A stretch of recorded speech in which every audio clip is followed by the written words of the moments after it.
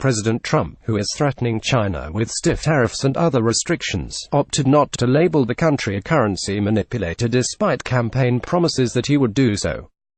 Doug Mills, The New York Times, Washington. The Trump administration, which has been on the verge of a trade war with China, opted on Friday not to label the country a currency manipulator, breaking a key campaign promise by President Trump to punish a government he has called the greatest currency manipulators ever. The Treasury Department, in its biannual currency exchange report, scolded China for its lack of progress in reducing the bilateral trade deficit with the United States, but did not find that it was improperly devaluing its currency, known as the renminbi. Treasury is strongly concerned by the lack of progress by China in correcting the bilateral trade imbalance and urges China to create a more level and reciprocal playing field for American workers and firms, the report said. It was the third time since Mr. Trump assumed the presidency that the Treasury Department opted not to accuse China of improper meddling. China has long maintained a strong grip on the value of its currency and, for years, weakened it compared with the dollar to make Chinese products cheaper to sell in the United States and other countries. More recently, China has made a big show of gradually loosening its grip, an effort meant to mollify critics like Mr. Trump and experts who have long urged Beijing to let markets fix financial problems in the world's second-largest economy.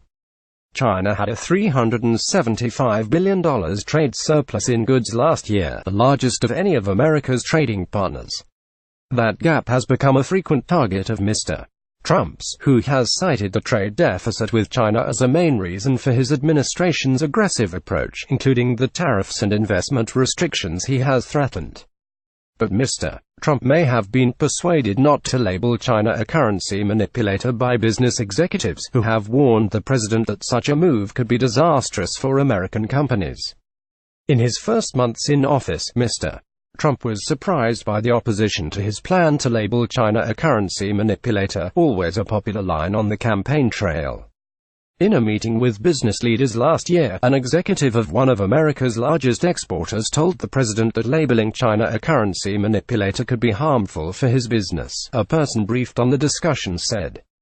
The president responded incredulously, and was surprised when the other executives in attendance said they completely agreed, the person said. The Treasury Department determines if a country should be labeled a currency manipulator based on bilateral trade deficits and signs that another country is depressing the value of its currency. The United States has not officially called another country a manipulator since it slapped the label on China in 1994, and doing so is supposed to kick-start negotiations to resolve the problem. This year China, Germany, Japan, South Korea, Switzerland and India were placed on Treasury's monitoring list for potential currency manipulation. Corporate chiefs and investors are hoping that the U.S. and China can negotiate a settlement before the tariffs go into effect. But that looks highly uncertain. The countries are not currently engaging in formal negotiations, and the United States has not presented China with a list of actions it could take to avoid the tariff threats. Instead, the Trump administration appears to be pushing ahead on tariffs, as well as restrictions on investment that are expected to be announced in the coming months. The United States Trade Representative is aiming to publish a list of Chinese goods as early as next week that would incur additional tariffs if Mr. Trump makes good on his most recent threat to tax an additional $100 billion in Chinese goods. The White House has already begun imposing tariffs on Chinese steel and aluminum and has outlined another $50 billion worth of imports that would be subject to tariffs, including flat-screen TVs. The Chinese, in return, have begun imposing tariffs on American pork and threatened levies on additional products, primarily agricultural.